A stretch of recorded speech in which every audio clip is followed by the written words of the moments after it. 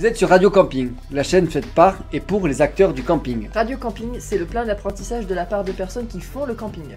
Gérants, fournisseurs, partenaires, des discussions à cœur ouvert qui vous feront découvrir l'envers du décor et bien plus encore. Nous sommes Johan et Pamela et nous vous invitons à partager ces moments privilégiés avec nos invités. Ce contenu est rendu possible par Geektonic, l'agence web et ads spécialisée dans la commercialisation de camping depuis plus de 10 ans. Si vous aussi vous souhaitez faire décoller vos ventes, rendez-vous sur www.geek-tonic.com ou sur nos réseaux sociaux en tapant Geektonic Biarritz. Bonjour à toutes et à tous, bienvenue sur ce nouvel épisode spécial. J'accueille aujourd'hui deux de mes collègues. Bonjour Johan. Bonjour Pamela. Et bonjour Anthony. Bonjour Pam. Aujourd'hui, on va parler des ads. Donc du coup, déjà vous allez vous présenter sur quels sont vos rôles au sein de la société déjà.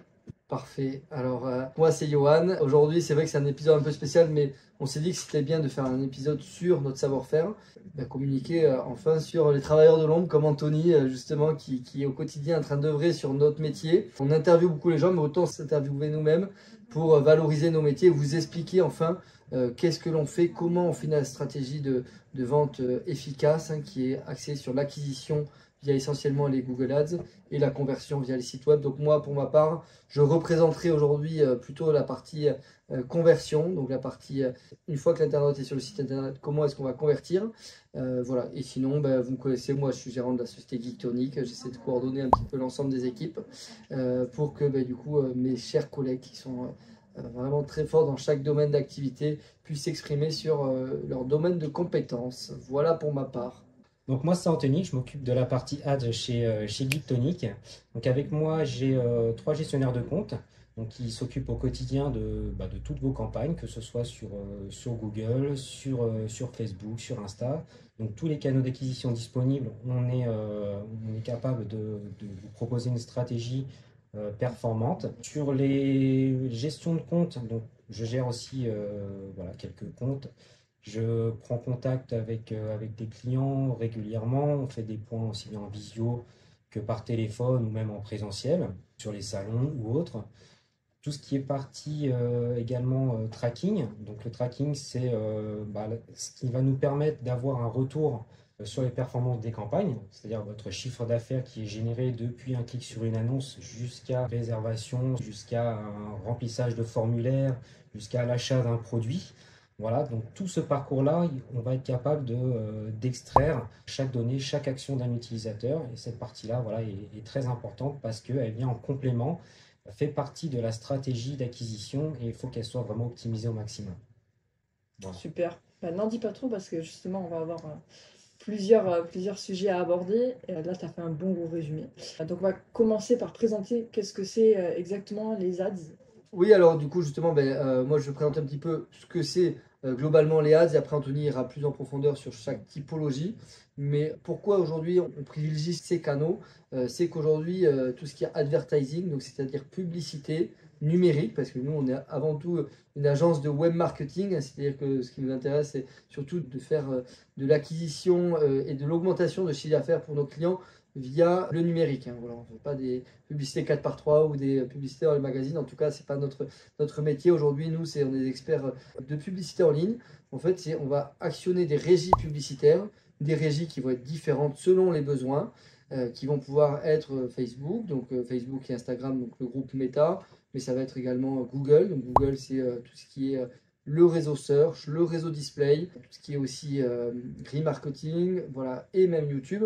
Aujourd'hui, voilà, Google, il y a ces GAFA, donc ces grosses boîtes américaines qui gèrent ces plateformes publicitaires où les internautes sont majoritairement présents. On va les capter selon les besoins, et ça Anthony pourra nous en parler plus sur est-ce que c'est quelqu'un qui est captif, qui est dans une démarche d'achat, ou est-ce qu'il est plutôt passif, et là on va lui pousser une information en fonction des produits, est-ce qu'ils sont connus, méconnus, est-ce qu'il y a une demande latente, voilà, ça on en parlera. Mais globalement, nous, pourquoi est-ce qu'aujourd'hui on fait de la publicité en ligne? C'est que ça permet vraiment d'être actionné très rapidement.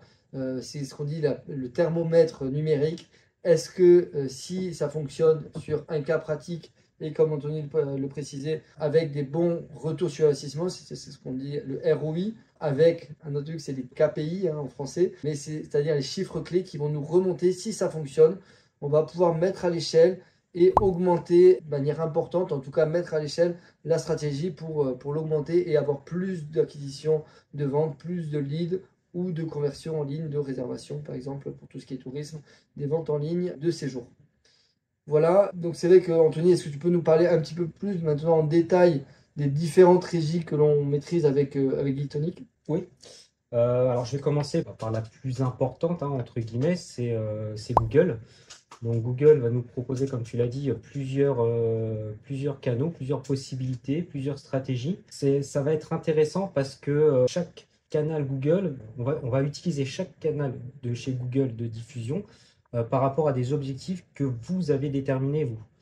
C'est en fonction aussi de qui tu veux atteindre, parce qu'en fait, il y a une grosse partie un peu psychologie, on peut le dire, par rapport aux gens qui veulent acheter. En fait, on essaie de se mettre à leur place, de se dire, bah tiens, il faut être présent là où ils s'attendent à nous trouver. Donc, Voilà, en fait, quels sont les canaux en fait qui permettent d'atteindre ces gens? C'est ça. C'est en fait la base de, on va dire, d'un parcours sur les ads, ça va être déjà de la cible. Qu'est-ce qu'on cherche à atteindre, avec quoi? Et là, on va du coup pouvoir déterminer les moyens qu'on va mettre en place. Mais c'est vrai que la base, ça va être de déterminer déjà une audience, un persona, une cible type. En fonction de ça, on va pouvoir déterminer le canal le plus optimal pour la diffusion. Ouais. Mais ça, c'est hyper important dans toutes les stratégies Dans marketing. toutes les donc, stratégies, voilà, c'est ça. Ça va on être, y est en plein dedans, on va quand même avoir certaines bases, peu importe le produit, le service ou ce qu'on veut commercialiser. Ça va être, il va y avoir une même base, donc il va y avoir un persona, une cible à atteindre, le produit et comment je vais pouvoir le mettre en avant, les appels à l'action, etc. Voilà. Il y a vraiment un socle qui reste, entre guillemets, commun à toutes les stratégies. Donc, pour évoquer donc, le Google Search, donc le réseau de recherche Google, principalement, on va utiliser des mots-clés. Donc, des mots-clés, on va se positionner avec des enchères sur un mot-clé, sur une combinaison de mots-clés, en faisant des diffusions plus ou moins larges, enfin, en autorisant Google à faire des diffusions plus ou moins larges par rapport au mot-clé initial. Ensuite, on va avoir, donc dans cette stratégie d'enchère de mots-clés, on a différentes possibilités aussi, pareil, toujours suivant la cible qu'on veut atteindre. Donc ça, c'est quelque chose qu'on définit au préalable avec le client. Mais c'est une personne qui veut attirer un maximum d'utilisateurs sur son site, ou une personne qui veut vendre un produit, ou une personne qui veut vendre un service, on ne va pas utiliser la même stratégie d'enchère. Voilà, on va avoir du CPA cible, on va avoir du CPC manuel, on va avoir du maximiser les clics, maximiser les conversions. Voilà, on a énormément de leviers d'action qui sont disponibles pour vraiment optimiser et se rapprocher au maximum des objectifs prédéfinis. Et je te coupe juste, est-ce que tu peux redéfinir CPC, CPA? Donc le CPC, c'est le coût par clic, parce que sur quasiment tous les canaux d'acquisition payants, c'est facturé au coût par clic. C'est-à-dire que lorsqu'il y a un clic, une action qui est générée sur l'annonce, c'est là que... Voilà. Dès que quelqu'un clique sur l'annonce, en fait, c'est là qu'on paye. C'est là que c'est payé. Puisque c'est ce qu'on veut, en fait, c'est qu'il clique. Voilà, c'est ça. Ok. Ouais, Et parce qu'en fait, tu parlais tout à l'heure du search, donc du réseau de recherche. Donc l'hégémonie, on va dire, du moteur de recherche Google aujourd'hui, c'est quand quelqu'un cherche un produit ou un service, il va sur Google, donc le moteur de recherche qui représente en France 95%. En réalité, dans le tourisme, par exemple, c'est 87% des parts de marché. Donc c'est quand même, il y a quand même d'autres moteurs type Bing qui sont installés par défaut sur Microsoft, mais c'est le même principe. Mais aujourd'hui, quelqu'un cherche un produit ou un service, en tout cas c'est encore le cas fortement aujourd'hui, ses habitudes de consommation, même si c'est en train d'évoluer. Il tape un mot-clé sur la barre de recherche du moteur de recherche et derrière, on lui donne une page de résultats qui sont avec 10 résultats naturels et au-dessus, il y a 4 positions payantes que l'on peut prendre avec de la publicité. Et là, on ne va pas être facturé, nous, sur la prise d'enchères, hein, donc à l'affichage de notre annonce, hein, qui est une annonce avec un titre et une méta-description, ce qu'on appelle, donc du coup 4-5 phrases, enfin 3-4 phrases, et après on peut mettre des extensions d'accroche, de liens, de téléphone, voilà, pour que l'annonce soit plus grosse. Donc voilà, il y a un espace publicitaire qui est au-dessus, qui avant était aussi sur le côté, et qui est en dessous. Voilà, donc sur cette position, il faut bien comprendre que c'est un internaute qui a tapé une intention de recherche, donc l'énorme différence par rapport à Meta, même si on a l'impression que c'est le même fonctionnement, Meta, on va leur pousser une publicité comme si on était devant la télé. Si on reprend pareil, si on part du web marketing et qu'on va par exemple dans des médias plus traditionnels qui sont par exemple la télévision, c'est on va leur mettre, on regarde la télé, on a une publicité qui nous pop au moment de la publicité, voilà, et sur Meta, on est en train pareil, de lézarder sur notre mur, en train de regarder notre wall, hein, donc que ce soit sur Instagram ou Facebook, une annonce sur 10, enfin en tout cas une publication sur 10, c'est le petit mot sponsorisé qui est affiché. Donc c'est quelque chose qui est intrusif. Donc c'est vraiment, il y a une différence entre le push et le pull. Donc c'est pareil, hein, si on veut continuer dans les anglicismes, donc on pousse une publicité où on attire un internaute qui est dans sa démarche. Et donc, pour reprendre un grand principe web marketing, il y a tout ce qui est le funnel, c'est-à-dire un internaute, il est plus ou moins haut en train de faire ses intentions de recherche ou pas. Donc, il peut être aussi en train de lézarder sur ses publicités. Et il peut être en bas quand même, ou au milieu du tunnel, quand il n'est pas encore très qualifié parce qu'il tape un mot-clé qui peut être plus ou moins serré. C'est là où tout l'enjeu d'Anthony, quand après il va faire toute cette étude, ce qu'on a dit de persona, d'études de mots-clés pour voir quels sont les mots-clés que l'on va cibler. Est-ce qu'on va cibler quelqu'un qui tape camping France tout court, ou est-ce qu'on va taper quelqu'un un peu plus bas dans le tunnel qui va taper, donc qui est dans sa démarche un peu plus mûr, qui va être camping par exemple Ardèche, voilà, ou quelqu'un qui va taper location mobil-home Argenta ou Vallon-Pont d'Arc 4 étoiles, voilà, par exemple. Donc vous voyez, là, il sera vraiment qualifié, ou à l'extrême même qui tape camping des Ranchisses, donc vraiment un mot-clé où il là, on sait. est vraiment quelqu'un qui sait ce qu'il veut, c'est-à-dire que voilà, là tu parles en fait en gros de la maturité de la personne qui fait sa recherche, c'est-à-dire qu'en haut on a quelqu'un qui est pas super, qui a une idée, qui a envie de rechercher un truc mais qui est pas spécialement, qui veut juste se renseigner peut-être, et après on a sur quelqu'un qui veut faire un acte d'achat, qui commence à se dire bah, je vais me renseigner sérieusement et il descend du funnel comme tu disais. Voilà, tout à fait. Donc c'est vraiment comprendre les différents principes et le réseau search qui est le plus qualitatif, on va dire en tout cas. Donc c'est pour ça que ça coûte plus cher. Là, je vais te laisser la main sur la partie justement enchères, CPC, affichage, etc.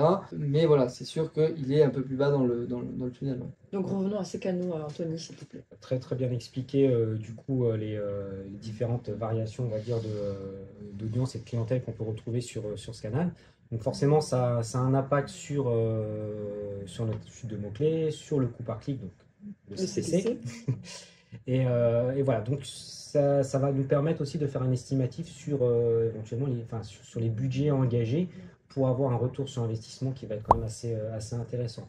Grosso modo, on ne peut pas mettre 10 € sur un clic à 1 € et avoir 10 clics en une journée si on espère derrière atteindre un chiffre d'affaires important. Si le 10 clics arrive entre 8h et 9h, tout le reste de la journée, on ne sera pas diffusé. Donc forcément, on va avoir un manque à gagner qui va être important. Donc il faut qu'on trouve le juste budget, au juste moment de la journée, pour faire un maximum de conversions. Voilà. Qui correspondent vraiment à la réalité. Et qui correspondent à la réalité. Donc on a pas mal d'outils qui nous permettent d'avoir un visuel, un estimatif. Après, voilà, on va aller chercher aussi des informations auprès de partenaires, auprès de la concurrence, auprès de plein de panels. On fait beaucoup de veille aussi sur toutes les nouveautés qui sont reliées au marketing.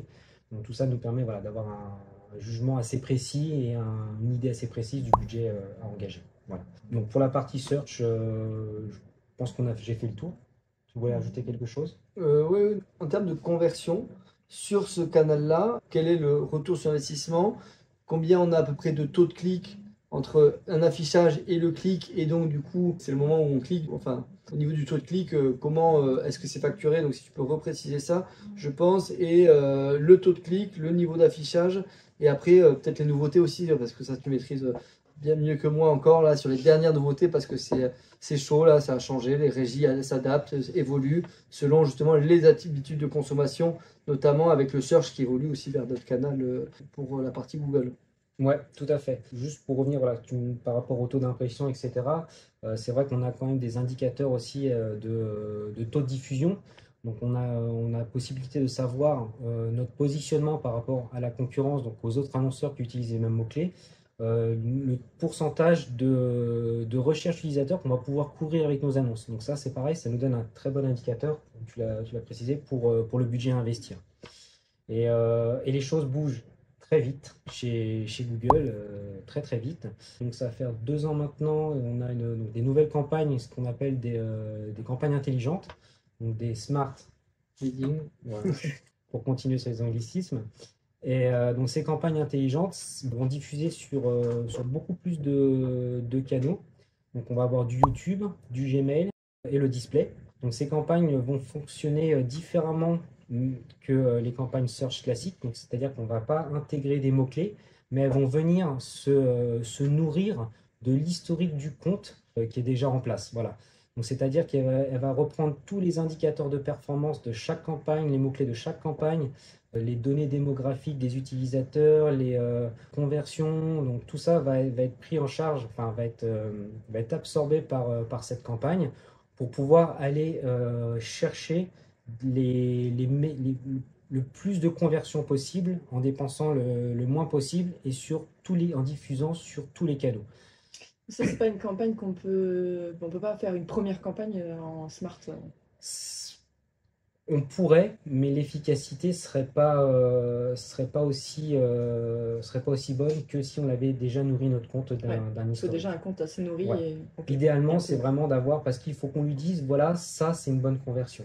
Voilà. Si elle a aucune base, comme elle va vouloir apprendre tout seul, c'est possible qu'elle parte un petit peu, voilà, sur des verticales qui ne correspondent pas ou autres, sur des mots-clés qui ne sont pas forcément pertinents avec notre produit, service ou autre. Donc voilà, idéalement, c'est vrai qu'avoir un bon historique de compte, donc un bon historique, donc c'est un historique sain avec des conversions saines, avec un bon tracking. Voilà, c'est hyper important pour que cette campagne soit vraiment performante. Et là, on atteint des coûts par clic, on est sur quelques centimes, hein, sur du 4 centimes par clic, 5 centimes par clic, avec des diffusions qui sont multipliées par 100 presque, enfin des impressions, donc le nombre de fois où l'annonce elle apparaît à l'écran, qui est multiplié par 100 par rapport à une campagne classique. Ça, c'est ce qu'on appelle la campagne intelligente. Performance Max. Ouais, je voulais juste revenir sur la partie donc du coup display. Donc en effet, ce qu'il faut comprendre, c'est que historiquement nous on fait des grosses études de mots-clés, on a les outils pour ça. On voit quelle est la demande latente, on voit les volumes et on va aller se positionner sur des gens qui sont vraiment dans une démarche proactive, qui sont au moment de leur démarche de vacances. On se positionne sur leur chemin, ils voient la publicité, on ne paye pas à ce moment-là. Ils sont intéressés par l'annonce parce qu'on a mis un bon texte qui est attractif, voire même des fois des extensions de photos. Ils voient ça, ils cliquent dessus, ils arrivent sur le site internet. Là, il faut, et on va en reparler, tout l'écosystème d'un site web qui convertisse, de tarifs qui soient adaptés, de sites version mobile qui fonctionnent bien, de personal branding, c'est-à-dire la mise en avant de la personne qui va vendre son produit, rassurer avec des avis clients, répondre aux questions. Donc ça, c'est toute la notion d'un bon site qui convertit, on pourra en reparler rapidement tout à l'heure. Mais on va payer à ce moment-là. Et nous, historiquement, on avait ce côté donc étude de mots-clés. On met toutes les par des grades, donc très bien triés. Et comme ça, on peut piloter nous-mêmes, activer, désactiver en fonction des conversions que l'on voit, vu que dans la régie publicitaire, on a tout ce qu'il faut pour contrôler ça, pour voir les mots-clés qui ont converti, combien ça convertit, quel est le retour sur investissement, etc. Parce que donc, comme on disait que c'était un bon thermomètre, c'est vrai que le gros avantage, c'est qu'on a tous les chiffres d'affaires qui remontent. On passe même pas par les cookies qui sont un peu controversés des fois, vous voyez avec la CNIL aujourd'hui, c'est qu'on passe par un paramètre d'URL qui nous dit « Ok, l'internaute vient depuis telle URL et ça convertit après sur le e-commerce ou sur la plateforme de réservation, etc. » Bon, ça, il faut qu'il y ait un bon tracking. C'est le sujet fétiche d'Anthony parce que c'est que c'est tout un sujet, mais quand on le maîtrise bien, on arrive en tout cas à bien pouvoir avoir ces éléments. On nourrit du coup l'algorithme, on lui dit voilà, ça c'est une bonne conversion. On le sait parce que en plus c'est nous qui l'avons piloté au départ. Et après on déverrouille petit à petit l'ensemble de la régie parce que aujourd'hui tout ce qui est algorithmie, enfin l'algorithme de Google est plus intelligent que nous parce qu'il va arriver à répéter, il a beaucoup plus de signaux que nous en tant qu'humains pour dire bon ben celui-là il a réservé à telle heure. Il était de telle géolocalisation, il avait tel sexe. Alors ça, c'est des choses qu'on maîtrisait déjà. Hein. Nous, on pouvait analyser ces éléments-là. Mais en tout cas, lui, il va pouvoir répéter ses actions de manière plus fine et aussi sur l'ensemble des plateformes qui vont être, comme on l'a dit, sur YouTube, etc. Donc et ça, il va nous encourager, il va nous faire baisser le coût par clic aujourd'hui, il va nous diffuser beaucoup plus. Donc on aura aussi ce qu'on appelle l'awareness, c'est-à-dire la prise de conscience et la notoriété de votre marque, hein, parce qu'on le voyait à peu près les taux de clic aujourd'hui entre l'affichage d'une annonce, que ce soit éditorial, et le taux de clic, il est à peu près de 10%. Donc aujourd'hui, ça veut dire que quand on paye à peu près 80 centimes un clic, ça veut dire qu'il y a eu, donc sur un clic, pour 80 centimes, en réalité, on a eu donc 80 centimes, on a eu 10 visiteurs qui ont vu votre annonce, Donc si on paye 800 €, il y en a fois 10 de personnes qui ont pris conscience, en tout cas qui l'ont vu, votre publicité.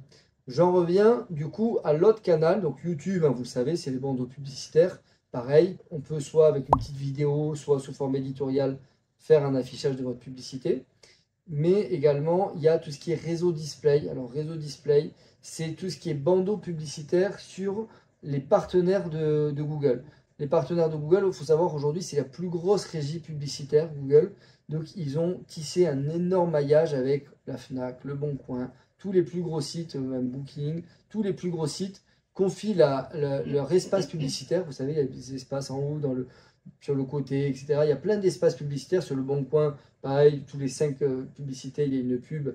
Et ça, ils ont sous-traité leur commercialisation à Google pour dire, tu peux, via la régie Google, revendre ces espaces publicitaires. Quand, en tant qu'annonceur, on annonce pour vous sur ces espaces-là, soit en manuel, parce que c'est nous qui pilotons les curseurs, soit via Performance Max, en fait, on va venir s'afficher avec, là, pour le coup, des bandeaux publicitaires. Donc là, le awareness, comme on dit, la prise de conscience de la marque est plus importante, sachant que là, on n'a pas des taux de clic à 10%, mais on a des taux de clic à 2-3%. C'est entre 1 à même à 0,5 à 5%. Et on va cliquer toujours que quand quelqu'un clique dessus. Donc ça veut dire que là, vous allez avoir des millions d'affichages de votre marque et vous allez payer que quand quelqu'un va cliquer dessus et va arriver sur votre marque. Alors comment est-ce qu'on annonce sur cette régie ce qu'on appelle le display? Donc soit avec Performance Max, parce qu'on sait que c'est un internaute qui, l'algorithme va cibler cet internaute comme quelqu'un qui est qualifié, soit manuellement. Il y a 4 niveaux d'affichage. Soit les gens, ils ont tapé un mot-clé en amont dans la barre de recherche de Google, donc on le garde en mémoire, et sur tous les réseaux partenaires de recherche, on va afficher cette publicité parce qu'il a été en remarketing, donc c'est-à-dire ce qu'on appelle le remarketing ou retargeting, c'est qu'il a été sur votre site, donc du coup il a eu un intérêt, parce que s'il est arrivé sur votre site, sauf si vous avez un référencement très, très aléatoire, c'est justement qu'il a eu un intérêt, et là on va lui recibler les publicités.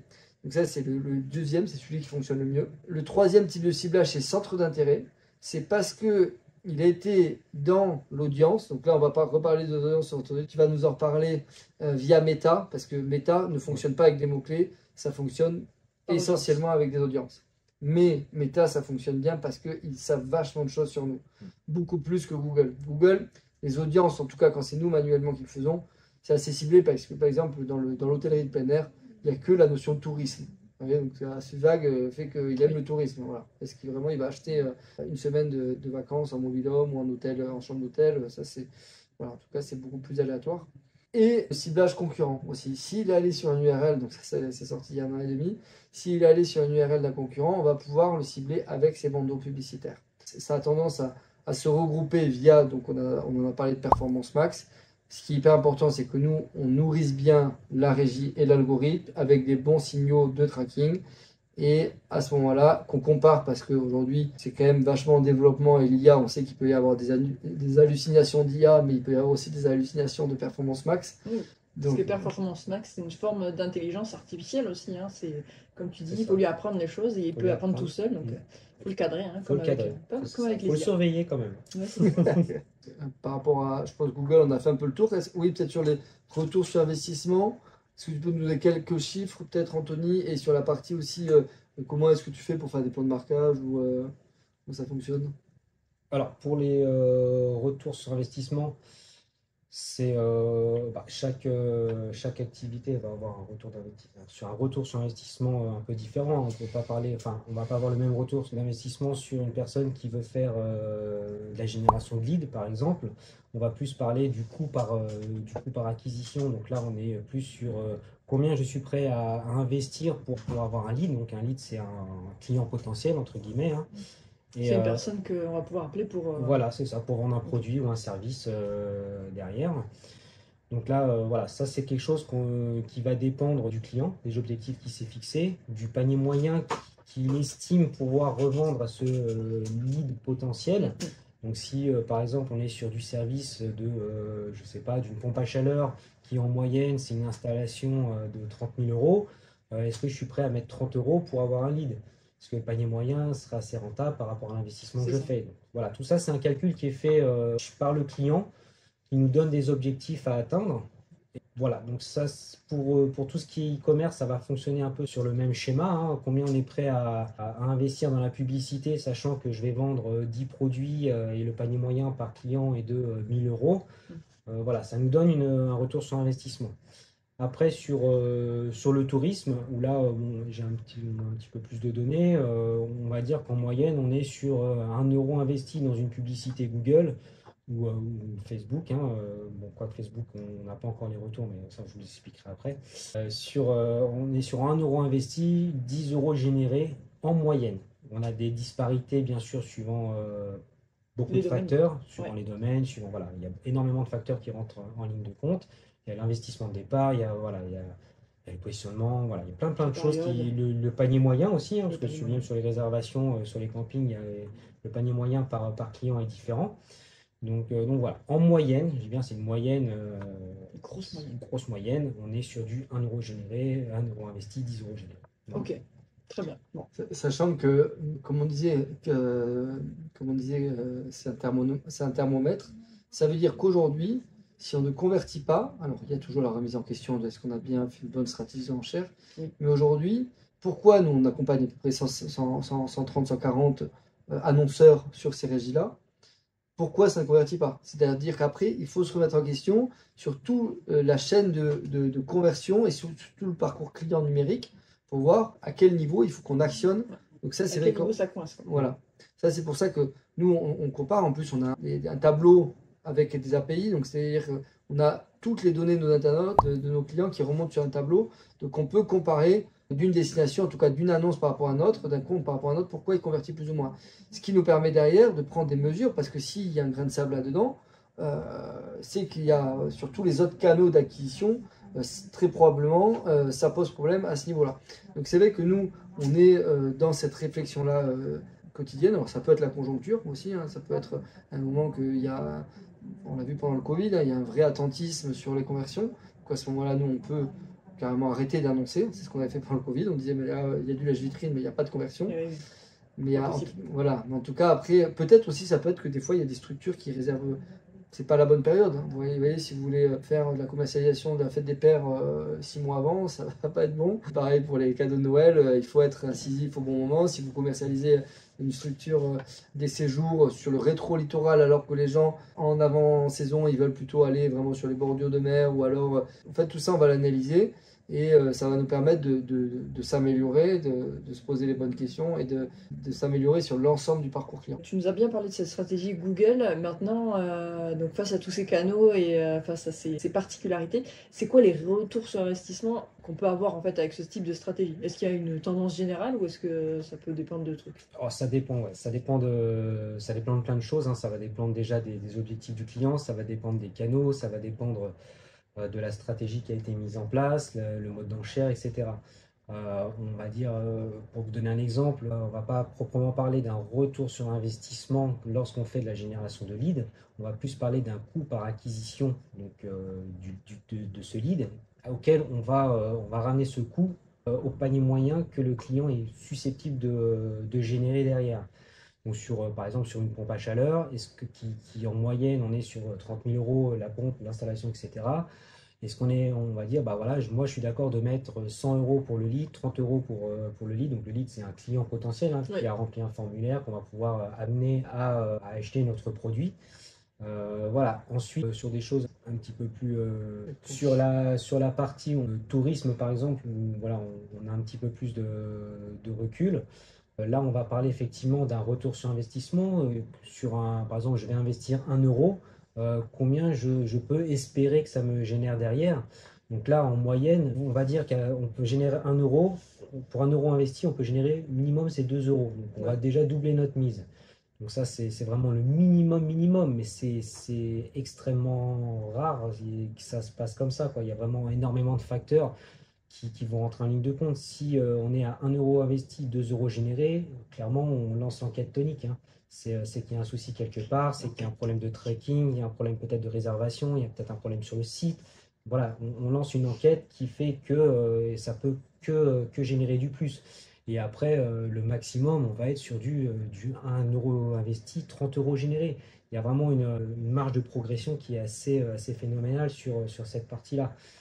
Donc c'est la partie voilà, qu'on connaît le mieux, qu'on a le plus de recul, mais sur d'autres activités, le e-commerce par exemple, ça peut aller beaucoup plus loin parce qu'il y a voilà, ce qu'on appelle la lifetime value, donc la durée de vie d'un utilisateur, d'un client. Est-ce qu'il a commandé une fois, est-ce qu'il va recommander 2 fois, 3 fois, etc. Donc c'est vraiment, il y a des retours sur investissement, c'est vraiment aléatoire. C'est différent, c'est pas aléatoire, c'est différent suivant les activités et on peut atteindre vraiment des gros retours sur investissement. Okay. Ouais, ce qui est intéressant, c'est qu'il faut partir d'un point A et évoluer pour faire évoluer toute sa stratégie web marketing, comme on l'a dit, donc ce fameux thermomètre. L'enquête tonique, donc pour revenir dessus, c'est qu'en fait nous, on est une agence web et ads, hein, donc on se revendique comme ça. Pourquoi? Ça veut dire que plutôt ads et web, c'est-à-dire que nous, on est plus de 20 dans l'agence. On a toutes les compétences en interne pour analyser quels sont les grains de sable qui peuvent générer des frictions et le fait qu'il puisse y avoir des latences sur la conversion. L'enquête tonique, par exemple, c'est qu'en fait, Tristan, qui s'occupe de ça chez nous, va dire, ok, d'abord on va analyser si toute notre stratégie d'enchère est bonne, est-ce que les audiences sont bonnes, est-ce que les mots-clés sont bons. Et une fois que l'on a ça, on va se poser la question sur comment on va améliorer les conversions. Voilà, par exemple, pour l'exemple de notre client, enfin on a un de nos clients là, qui fait de la pompe à chaleur. Aujourd'hui, bon, déjà, au départ, on était à 120 euros le temps que le lead, le temps que l'apprentissage se fasse. On est descendu à 30 euros le lead. Donc après, ça, on a des KPI qu'on va compléter pour dire, ok, on a 30 euros là-dessus, quel est le taux de prise de rendez-vous? Suite au taux de prise de rendez-vous, quel est le taux, ce qu'on appelle de closing, donc de vente? Quelle est la vente moyenne? Quelle est la marge de vente? Donc, est-ce que c'est. Donc là, c'est plutôt dans les 15-20 000 euros une pompe à chaleur, mais en tout cas, voilà, c'était un exemple. Mais aujourd'hui, en tout cas, quel est le taux de marge et quel est le niveau de rentabilité? Parce que c'est sûr qu'aujourd'hui, si c'est pas rentable, on n'y va pas. Sachant que là, sur la pompe à chaleur, le lifetime value, donc la durée de vie d'un internaute, est uniquement de 1. Et ça, on le prend en compte quand on analyse quel est le retour sur investissement qu'on doit calculer. Parce que si l'internaute, c'est un abonnement à des séances de coaching en ligne, par exemple, vous voyez, le sport, ou c'est une assurance, on sait que en moyenne, la durée de vie d'un internaute, d'un client, c'est 5 ans. Donc là, on va calculer non pas le panier moyen sur la souscription d'un an, mais vu que c'est du récurrent, on va calculer ça sur, en moyenne, il y a des clients qui restent qu'1 an, mais il y a des clients qui restent 8 ans. Donc on va calculer la durée de vie moyenne, et là, on va pouvoir calculer que nous, on est prêt à dépenser en action de com X euros et à nous d'être en dessous. Et si on est largement en dessous, ben c'est une action que on va pousser les curseurs pour être au maximum de ce qu'on peut aller chercher en demande latente, parce que c'est encore de la demande latente. Et c'est sûr que là, on est un peu restreint à la demande. Est-ce que c'est un produit qui est connu? Donc, comme par exemple hôtel, Intel ou camping Argelès, il y a énormément de demandes. Donc là, on va pouvoir y aller à fond. Ou est-ce que c'est un produit inconnu? Et là, on va aller sur d'autres stratégies d'enchères, donc le fameux push, que je vais laisser Anthony nous détailler. Juste par rapport à ça, pour finir sur la partie, par exemple, vacances, donc tourisme, voilà, aujourd'hui, pareil, on est sur à peu près une lifetime value, il faut la calculer. Est-ce que vous arrivez à renouveler vos clients? Est-ce qu'on est sur 2-3 années? En tout cas, la grosse différence, et sur ça que je voulais insister, c'est que c'est vos clients. Contrairement à de l'intermédiation, on fait de l'intermédiation sur Amazon, on fait de l'intermédiation sur Booking. Aujourd'hui, ce n'est pas nos clients. La lifetime value, en général, elle est que de 1, ou alors elle est 1,5. En tout cas, chaque année, on va devoir repayer 20% de taux de commissionnement. Et le problème, c'est qu'après, si on coupe les livres, ben, on n'a plus de fichiers clients, ce ne sont plus nos clients. Nous, dans toutes ces stratégies-là, on travaille pour le client. On est juste un intermédiaire qui faisons la stratégie pour le client, pour son fichier, pour son CRM, pour son arbre, son fichier, enfin en tout cas c'est sa base client qui grossit, voilà, et qu'il faut fidéliser après avec tout le côté upsell, ce qu'on appelle, donc la vente supplémentaire pour que les clients viennent dans le temps et qu'on les fidélise. Voilà. Je te laisse peut-être soit compléter, soit enchaîner sur la partie push, donc le fameux méta. Le méta. Le fameux méta. Alors attendez, parce que du coup, là-dessus. Maintenant, on va parler d'un autre canal d'acquisition. Enfin, en tout cas, là, on a parlé de Google, des ads sur Google. Maintenant, on va parler des ads sur les social media et particulièrement de Meta. Donc, Meta, c'est comme on le sait, c'est le nouveau nom en fait de la grosse machine qui est Facebook, en fait, qui représente Facebook, Instagram, WhatsApp. Bientôt le métaverse. Du coup, en fait, là, on s'intéresse principalement à Facebook et Instagram, c'est-à-dire les réseaux sociaux un peu classiques sur lesquels les gens vont pour lire des informations qui les intéressent, des informations sur leurs amis. Et là, l'idée, en gros, c'est de s'intercaler parmi ces informations pour justement correspondre à leurs envies et à leurs intérêts. Hein, Voilà. C'est pour ça qu'on parlait de centre d'intérêt et d'audience. En fait. C'est ça. En fait, l'idée, c'est vraiment d'aller chercher l'utilisateur, d'essayer d'aller le saisir sur son fil d'actualité Facebook pour l'inciter en fait à venir sur notre site, à connaître notre service. Voilà, on va vraiment venir chercher l'utilisateur sur une utilisation autre qu'une recherche. Voilà. Là, il est vraiment sur un autre état d'esprit que Google. Ce qui est intéressant avec cette régie, c'est que on a beaucoup plus d'informations sur l'utilisateur lui-même. C'est-à-dire que c'est lui qui va rendre, il n'y a pas de problème de données privées, etc. Puisque c'est l'internaute de lui-même qui va compléter son profil. Qui les a donnés, oui. Qui les a donnés, donc il y en a qui sont plus ou moins remplis, complets, ou voilà, il y en a qui l'utilisent énormément. Donc Facebook va posséder beaucoup d'informations sur chaque utilisateur. Et nous, derrière, on va pouvoir paramétrer ce qu'on appelle les audiences les plus optimisées possibles et qui correspondent le mieux à nous, ce qu'on va proposer dans notre annonce. C'est le fait donc du coup de pousser une information. On l'a vu tout à l'heure, hein, ils sont moins bas dans le tunnel, ils ne sont pas exactement dans la démarche de recherche. Par contre, ce qui est intéressant, et notamment nous on va beaucoup l'utiliser en remarketing. Hein, ce qu'on a dit tout à l'heure, le retargeting ou remarketing, hein, c'est synonyme. Mais aujourd'hui, l'internaute est venu sur votre site, on va retargeter. Parce qu'en fait, s'il n'a pas réservé directement, souvent en moyenne, il regarde 7 sites avant de faire, notamment dans le tourisme, il regarde 7 sites avant de faire son acte d'achat. Ben, vous allez tirer votre épingle du jeu parce que c'est vous qui allez vous rappeler à son bon souvenir sur quand il ouvrira son Facebook ou Instagram. Donc avec des publicités qui devront être créatives, donc là c'est un gros sujet, mais aussi sur le partenariat de réseau de recherche, parce qu'après il va aller sur le Bon Coin, il va aller sur la Fnac, etc. Et là vous aurez encore les publicités. Voilà, donc c'est vrai que c'est intéressant donc, dans ce cheminement, dans le ciblage des audiences et notamment dans le ciblage de personnes. Alors si vous avez un produit atypique, par exemple, je sais pas, vous avez lancé un... Bon, par exemple, pour reprendre l'exemple du tourisme, vous avez un espèce de hôtel de charme, glamping, qui est ouvert les week-ends avec la pension complète, qui est en bord de lac et qui est à côté de chez vous. Et finalement, vous ne le savez pas et vous voulez qu'on vous pousse cette information-là. Et c'est de l'achat plaisir. Et finalement, vous allez dire, bah, pourquoi pas, je ne vous ferai pas plaisir pour passer un week-end, pour inviter ma femme, par exemple, à passer un week-end. Ça, on peut le pousser dans, par exemple, si c'est à côté de Toulouse, les 200 km autour de Toulouse, on va cibler toutes ces personnes. On va dire, hey, regardez ce que vous pouvez faire comme week-end. Donc là, on pousse une information. Si vous avez un produit innovant, ben, il n'y a personne qui a cherché... J'essaie de trouver un exemple marquant, mais je ne sais pas, un produit qui n'existe pas, mais là, personne ne va le taper hein, sur Google. Il ne va pas taper le mot-clé. J'essaie de trouver en parallèle un exemple de choses innovantes. Un rasoir qui suce jamais. Un rasoir. Qui suce jamais. J'allais dire un rasoir à eau. En tout cas, qui dit, ben, ça y est, ça, vous n'avez même plus à vous raser parce qu'en fait, ça garde votre barbe imberbe pendant 2 mois. Et bien là, vous allez faire une vidéo hyper marquante qui propose ce produit-là innovant. Et là, vous allez avoir des gens qui vont être séduits par la demande et qui n'avaient pas forcément l'idée d'avoir un rasoir à eau qui vous rend bien pendant les 3 prochains mois. Un rasoir à cire. Voilà, un rasoir à cire. Du coup, ça, c'est vraiment une stratégie différente qui peut être intéressante. Pareil, on fait aussi, là on parle de Facebook, de Meta, mais il y a aussi sur le B2B. B2B, c'est la vente à des professionnels. contrairement au B2C qui est la vente au particulier. Donc la vente dans le camping, c'est par exemple, ou dans l'hôtel, c'est de la vente en B2C, donc business to customer. Et le B2B, business to business, c'est de la vente à des professionnels. Là, c'est plutôt la mecque des professionnels, du réseau social pour les professionnels, c'est LinkedIn. Et là aussi, on va pouvoir cibler, par exemple, j'ai une machine à café très innovante, je veux cibler toutes les personnes qui ont un hôtel, qui ont un camping et qui sont propriétaires, donc je vais cibler telle audience qui est propriétaire. Donc là, j'ai aussi beaucoup d'informations parce que j'ai renseigné mon profil.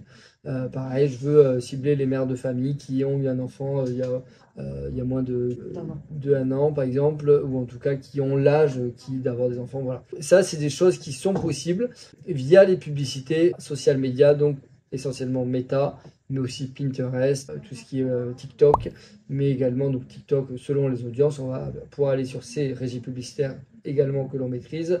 Chaque réseau social a son audience. Voilà. Ça, on en parlera dans un autre podcast. Voilà, exactement. Et après LinkedIn pour tout ce qui est business to business. Parfait. Très bien. Pour moi, c'est clair. Donc, super intéressant, en fait, cette stratégie aussi qui est quand même assez différente de celle de Google. Vous avez d'autres trucs à rajouter sur tout ça? Qu'est-ce qu'on peut y voir d'autre sur cette stratégie-là? Alors sur Meta, on a aussi une possibilité qui est vraiment pas négligeable, c'est tout ce qu'on appelle les lookalikes. Donc en fait les audiences similaires à, par exemple, à votre liste de clients. On peut injecter votre liste de clients et dire à Meta, voilà, je veux que tu ailles me chercher tous les profils similaires à ma liste de clients. Ok. En incluant ou en n'incluant pas mes clients déjà fidèles. Donc ça c'est vraiment quelque chose qui est assez puissant aussi et qui peut être intéressant sur certaines activités. On utilise les données que les gens ont données pour pouvoir trouver d'autres personnes. Ok, tout à fait. Ouais, ça c'est hyper, que ce soit un CRM ou un fichier client, on va pouvoir insérer ça. Là pareil, il y a une évolution aussi en 2 mots qui est vers l'automatisation du ciblage des audiences, même si on a la main encore sur les audiences, mais là aujourd'hui il va falloir donner les bons signaux sur qu'est-ce qui est une bonne conversion et donner de la bonne créa. Donc aujourd'hui, quelles sont nos valeurs ajoutées, hein, donc que ce soit sur Google, sur Meta, aujourd'hui c'est vraiment de donner des bonnes annonces, des bons signaux, améliorer le parcours client avec donc tout ce qu'on a dit tout à l'heure, donc avec l'enquête Geektonic, c'est-à-dire se poser les bonnes questions, on en reparlera après, mais le mix marketing, donc parce qu'il y a nous sur quoi on a l'action, mais après aussi se poser la question, est-ce qu'on est au bon prix, est-ce que voilà, tout ça, toute la stratégie, est-ce qu'on a une bonne stratégie de sales,